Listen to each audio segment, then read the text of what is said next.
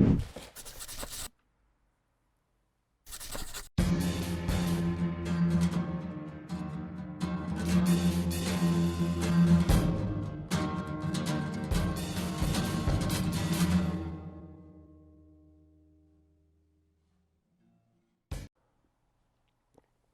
children. How are you doing today? I have crawled out of the celestial wasteland, which is November.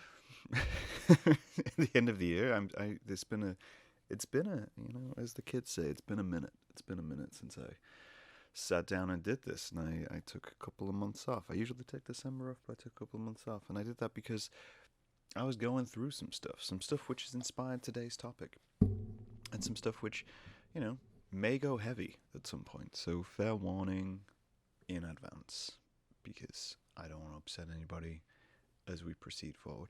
I think it's interesting where I find the topics that I do, where I find what I'm going to talk about, and what I consider wanting to talk about. Like, I go through stuff, I do stuff, I have stuff in my life where, stuff happens, but I don't talk about it necessarily. I don't sit down and wax lyrical about it for, half an hour. I instead just let that be part of my life. That's the difference between, public and private lives. I keep a lot of stuff private, which you guys don't see, and that's important. It's important to retain a balance between where your public image and persona is and what happens within your day-to-day life. There's things within this video which I just probably won't even address in any way, shape, or form. I just get to sit in my little cubby hole of, art supplies and let the world revolve around me, as it were. That's, only so much can be done in that capacity. But something I want to talk about today is I've been trying to think of a poetic terminology for dealing with big situations, right? For dealing with big life changes and big feels, as it were. Because, I'm not against big feels. I just struggle to engage with a lot of them. But some of them break on right through. That's a beauty of life. You think you have these structures and composites in place to deal with the world around you and to deal with any situation which might prevent yourself. You might be like, I'm not an afraid person. I don't get afraid. I'm not an emotional person. I don't get emotional. You think you have all those things to protect you, and then suddenly you don't have those things to protect you. Now I'm no, egotist to think that I am completely devoid of feeling. When I was younger, I was. Teenage me would hate current me. Let's just flat that out of the bag. Teenage me would hate current me. Teenage me would be sat thinking, "You pathetic, sad little wimp. What the hell are you doing? You are deviating from the plan of what makes you better than other people." But personal growth is a thing, and I'm 36, so 16-year-old me does not get a say over 36-year-old me, because, he can't come back. We won't let him come back. Ever. That's a whole different topic. But yeah, there's certain things which will derail you. They'll derail you in ways which you don't even know. They'll just invade your thoughts a little bit, and that's honestly, it's hard to deal with. It's hard to be someone who is quite secure in life and have something derail you. And what gets me is I think I see friends and family go through this a lot, where it happens and people are so shocked. They're so surprised that they can be derailed, and then really apologetic about being derailed, really apologetic about being upset. And that's never something, I think that's never something personally I've never wanted to embody, is this regret of being derailed, because I think there's a beauty in it. And maybe that's the artist in me, maybe that's the semi-existentialist nihilist within me, which is, there is a beauty in sadness. There is a beauty in just what can and cannot be done within your life and what you do and don't respond to. And if something has the power to derail you, then it was really important, It was really something which meant something at any one moment. And that took you away. And obviously there's a flip side to that. There is a side of that where you're affected by everything, and everything seems like a big tragedy within your life. Which could be that you're trying to take that on. It could be you're trying to have that burden And that's your own personality, and that's your own stuff to deal with. That's the same as anything where you want to not engage with things at the same time. Some people want to engage with everything at the time. But I digress. I'm partially into this.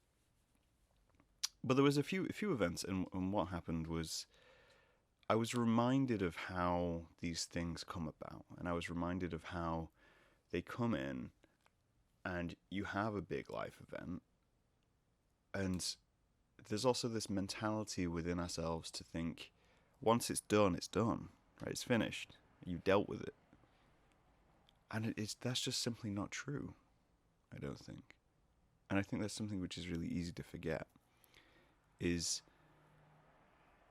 it does just keep going. I feel like I need to provide context. So let me describe it this way. I used to think, or at least I used to describe, and I think this is a better way of describing it now. I think this is why I formalized this. I used to think of sadness and grief and upset or even happiness, even anything like that. Any large emotion as a blanket. And some of those blankets are really wet, and some of those blankets are really warm, and some of those blankets are just, perfect. They're just exactly what you wanted at the time. Some of them are protective, and some of them aren't. And I used to think of it that way. I remember going through a lot of things in a short space of time and thinking I had no control over the emotion which I had. And it was extremely bothering to me because I'm a fairly balanced person. It's something which my personality has overcompensated for in reality. Let's be specific about this, and let's be a little bit open about this. But my internal brain, the logic brain of my life, has overcompensated for that. And when I was going through it, all I could think was, it's like someone pasted a weight on my shoulders. They came along with a large sodden wool blanket, and they rested it on me whilst I was sitting. Like I was, sat, and all of a sudden I'd feel it. I'd feel this weight on my shoulders, and I'd feel basically just dragged down by it. And the longer you sit with it, the more it takes the heat from you. The more it takes the warmth, the more it takes the stability, because you're getting colder and colder from this wet blanket, and you're getting colder and colder because it's soaking your clothes through and your skin, and it makes you part of that. It makes you part of itself and consumes you. And over time, that blanket will dry. The more you move around, the more you get up, go out, do things, the more that sheds off, and creeps reinvigorating you until you have something warmth. And friends will come, and they'll, help you for a little while. They'll help you carry the weight, help you with all those things. And that's the way I used to think of it, because I used to think of it as a wave. It's something which comes in, washes over you, and you deal with, and then you let go. Right? And that's process. That's coping. That's dealing with change and force and nature and all that. And I think that's true of really happy things as well. I've been to 2 weddings in the past short space of time, in the past couple of years, and they were really joyous occasions. They were things which came in and were very happy. They were a warm blanket. They were a big build-up, and everything was a bit anxious and anticipatory, and then all of a sudden, I'm being watched, and all of a sudden, you kind of built up and went, oh yeah, this is great. This is a lovely little thing. And then a few days later, you think that was wild. I don't even remember what happened on those few days. I have the memory of being warm and satisfied and happy for a brief period of time, but I don't remember truly. Hey, buddy. I don't truly remember the feeling. I don't truly remember the feeling so much as, I remember the faces. It's why I take a lot of photographs, actually. I don't know if I mentioned this before. I take a lot of photographs, and I never really do anything with them. I take a lot of film photographs. I take a lot of photographs on my phone. I'm snapping things constantly, and it's because they're little tasters, little sweet little moments which kind of bring me back to it. I don't take photographs necessarily to post. I take photographs to invigorate my brain, give myself a little pez of a memory. I like that idea, actually. I quite like the little memory pezzes, as if you just stock them up into a little magazine, and you say to yourself, hey, I'm gonna have a little taste out of this happening right now. I'm gonna remember this wedding. I'm gonna remember this moment. I'm gonna drip in and go there, because I got cigarette burns in the old brain, I got spaces where stuff used to be, and they help fill those spaces, little patches for the the Teflon, which is burned through. What was I with this? But that was the way I used to describe things. That's the way I used to think of it, and I still think of it like that. I still think it's a very good analogy. I like a metaphor. We all know that. I love the cake. If I can talk about a platypus for 20 minutes and say that it's got something to do with the triviality of life and the causality of man and how we all secretly have a poison tail or a little hoof, and at the same time we're all ridiculous. Concept easy. Let's move on from this. But this one it felt different. It felt bigger. It felt like something which didn't resemble the blanket anymore. And at the same time, I read a very interesting book. I always find it interesting how things kind of coalesce to come at the same time. I'm not, and I'm going to straight this out. I am not a believer in fate or coincidence. I believe that those are products of human brain tying things together. That's the beauty of the human brain, that we can do that. Other things don't do that. Other animals don't do that. Cats don't tie together the grand concept of things. What cats do is chase the thing which is important to them at that time and then learn a lesson from it, and they just keep that lesson. But human beings, we can witness something and then moments later relate that to something else. And realistically, art is just an exploration of that on an extreme scale. But human mentality is to do that. That's why dreams are the way they are, because it's your memory pulling things out and going, hey, do you remember this? Well, look at this. This is now a thing. It doesn't matter that this thing is not related to the other thing you're doing. You were running an ice cream parlor with your best friend Bob, and then all of a sudden there was just a koala. And it's because you were reading about koalas earlier in the day. And maybe now there's a koala in the ice cream parlor. Koala in the Ice Cream Parlor is a great band name. Somebody write that down and form that band. It would be like, I could see it being like an indie vibe. Maybe not. Koala in the Ice Cream Parlor just rolls off the tongue. Someone use that. I ain't got a use for it, but somebody use that. But that's the way I think life is. So when you experience something which seems like fate or seems like coincidence, it's your brain looking for threads. It's trying to find the navigational route, because that's the way we want it to be, and it helps. It's how we form memories since way back when, is that we had to see patterns, we had to recognize these systems. So when it comes to conceptual things, we get carried away. That's what we do. We're human beings. We get carried away. There's koalas and ice cream parlors all over the world. We've applied it to everything, so to speak. I don't remember what I was talking about. That's not new, is it? Okay, right, back to the point.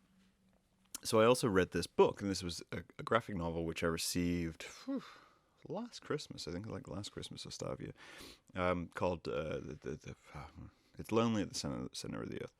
It's Lonely at the Center of the Earth by Zoe Thurgood. That last name may be wrong. Don't quote me on that. Maybe just look up the book. But it's all about depression. It's all about grief. It's all about suicidal thoughts. It's all about how navigating that becomes trial and error. And she was going through these major things at the time, and I'm not going to spoil it for you, but it's very, very good, and you should read it. People should read it. But it does a great job of creating a visual representation of what that looks like and how that follows you around and how that can be invasive and how that looks to other people and how it adjusts your worldview. And I was reading it and I was thinking, this is really fantastic. This is a really fantastic book. But, it kind of relates to the stuff I'm going through. It kind of relates to all those kinds of things. And it relates to the big world and the big picture. And I thought it's like a nice learning tool as I go along. I also read a book which was given to me by a friend for my birthday called Crying in H Mart, which was very, very good. And again, themes, topics, all these things played into life. That one was given more purposefully. That one was given with the intent to actually help. And I'm willing to learn. Never say I'm not willing to learn. I might say I'm not willing to learn. There's some things I'm unwilling to learn, like grammar, for instance. Unwilling to learn that. Never want to learn that. If I can ever afford to pay someone to just proof everything I ever do, ever, I probably wouldn't pay them. Moving on.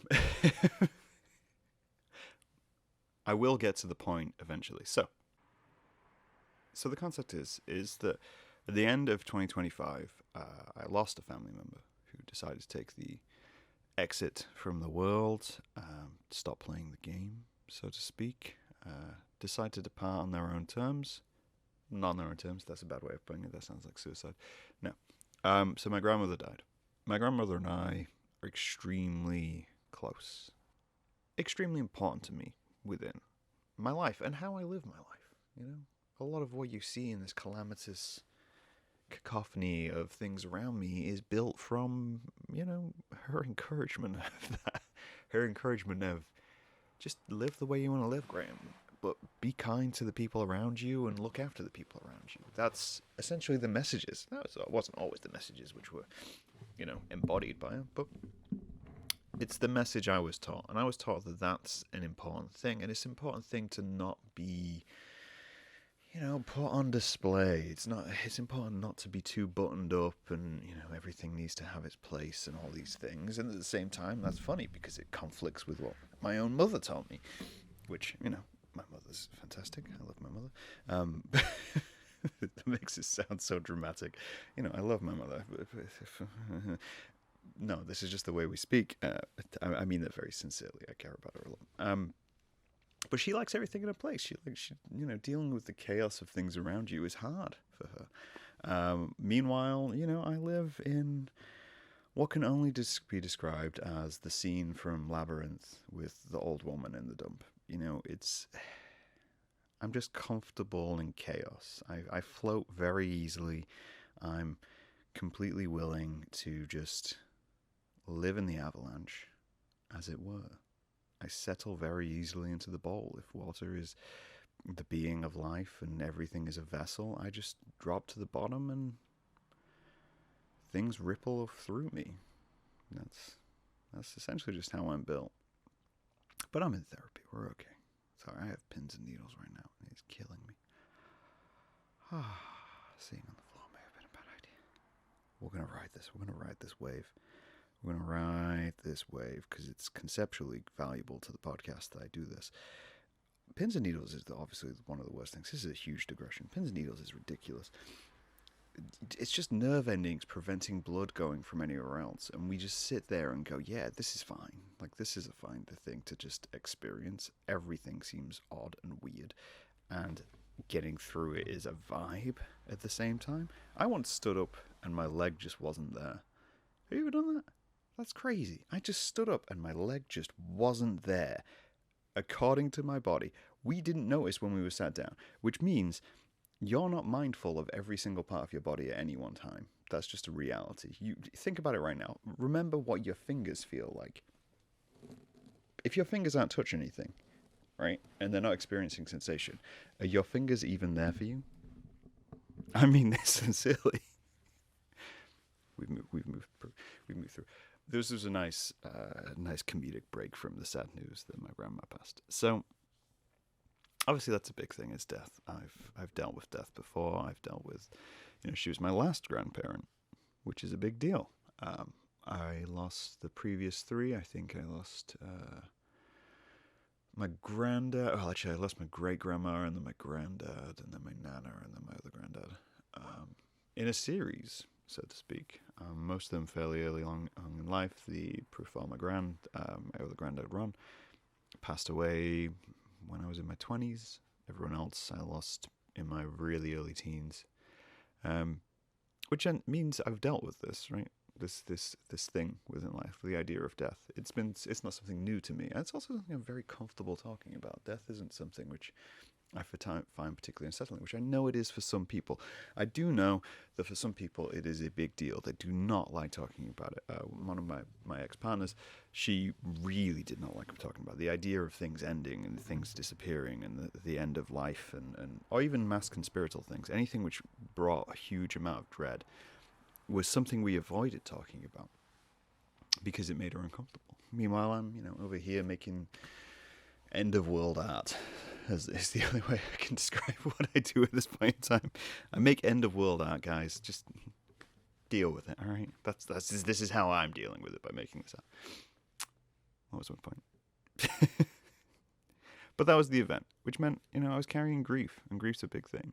I'm no grief counselor by any means. If you do want a grief counselor, Stacey, who was on the podcast previously, she's a great grief counselor, helping her navigate all those things. But it meant I was navigating grief, and it came. The blanket came. It was handed to me. It was dropped onto my shoulders whilst I was at work. And I put it on, and I wrapped myself in it, and I went home, and I said to myself, right, we're gonna deal with this. We're gonna deal with the blanket. And like, it took way longer to move. It takes way longer to move grief, because you don't deal with it within a day or a week. You don't. And in the same way, you don't deal with a lot of big things in life in a day or a week. You deal with them over time. You deal with them, every single day within things. But it made me think of this concept of the tail end of a hurricane, right? When you think about big events, big life changes, and I think like this is apt because right now it's January, and I think a lot of people make a lot of decisions. They might not act on those decisions, but they make a lot of big decisions in January. They say they're going to change. They want to change. There is an impetus to change. The new year, the fresh start, all these things. There's an impetus to change, and there's an impetus to do and grow and build and end and all these things. Maybe it's getting out of a relationship. Maybe it's getting into a relationship. Maybe it's, starting a new project, starting a new job, starting a new interest, contributing more to society. All these things which come and grow and want, right? This is why I want to discuss this. Because these are big changes. These are fundamental changes to the space you're within. It's picking things up and moving them to a different spot. It's grabbing a blanket. It's dealing with stuff. It's being encouraged to do that and deal with stuff. And I think a lot of people think of it in that context. They think of it in terms of a short-term trick. They're grabbing a blanket. They're going, I'm gonna go deal with this. I'm gonna go grab some happiness. Not realizing that if anything on such a grand scale, it's a hurricane. It's anticipation. Realistically, a resolution list is a warning. It's a storm warning.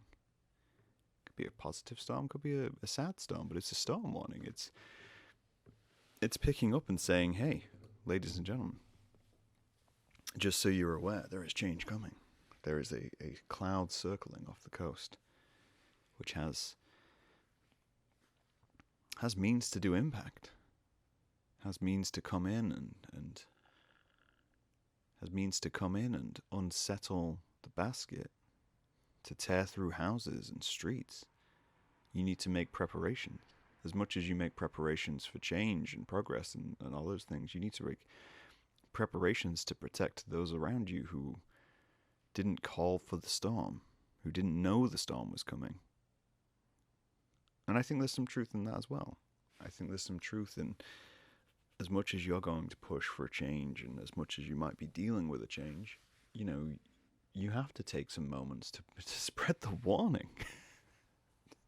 to put out a note. We knew that my grandma was going to pass, and there was months dealing with it. We had all the storm warnings. Did everything we could to get provisions, supplies, try to figure it out. But we knew it would come. We just didn't know when.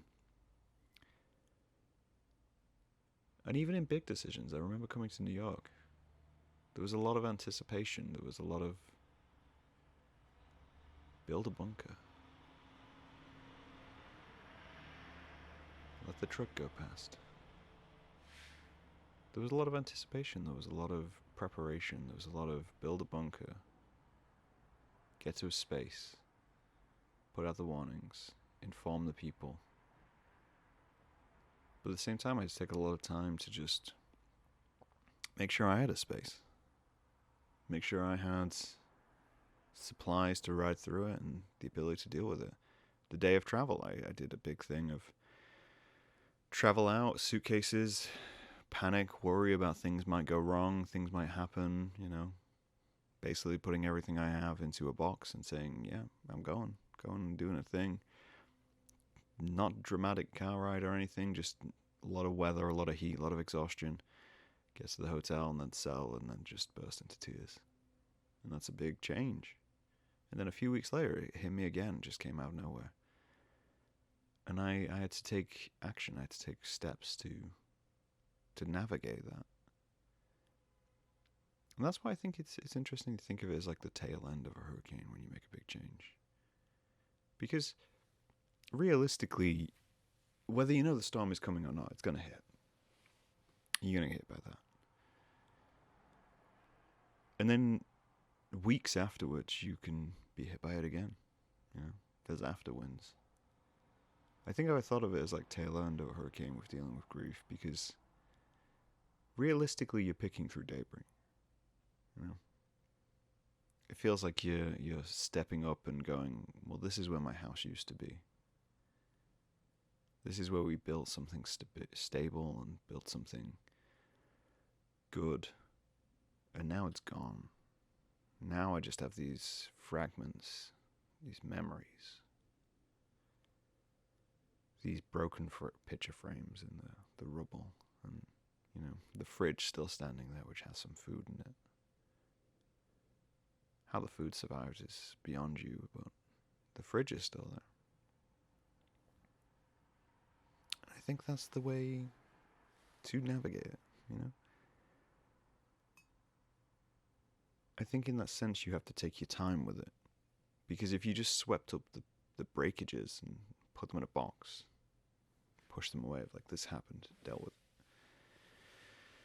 you wouldn't. Because at some point you're going to remember something in that rubble and be wondering where it went. You're going to be remembering what happened. There's things right now which cannot be shaken. Things I'll never find in the rubble, and I know that. But when I think of them, they make me sad. And I know that's okay, just before you jump into the comments, but I'm still picking through that hurricane. Following the trail of dust and items and looking at what's there and going, yep, all of this leads back to this one moment. But it doesn't need to be necessarily a sad act either. It can be a happy act. It can be something which is therapeutic to take the time with and sit with and think about. I'm going to shout out to my friend Susie as well. She writes a great blog.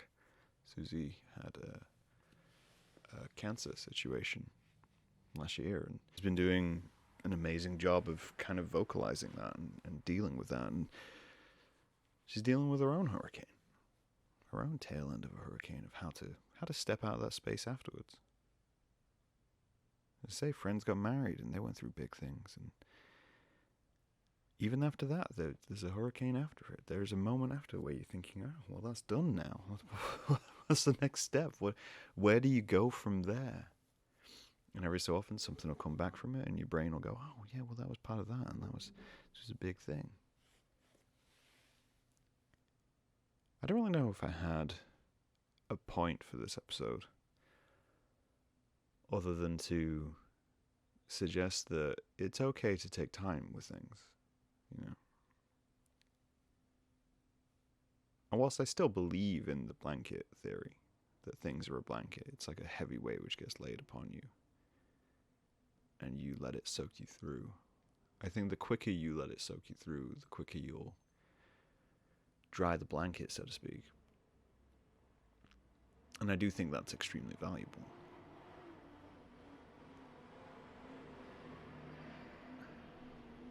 I think it's important to remember that keeps coming back on occasion. And that's just the way the brain works, because, again, we're humans. We like to hook things to one another. We like to take things and find the connective threads.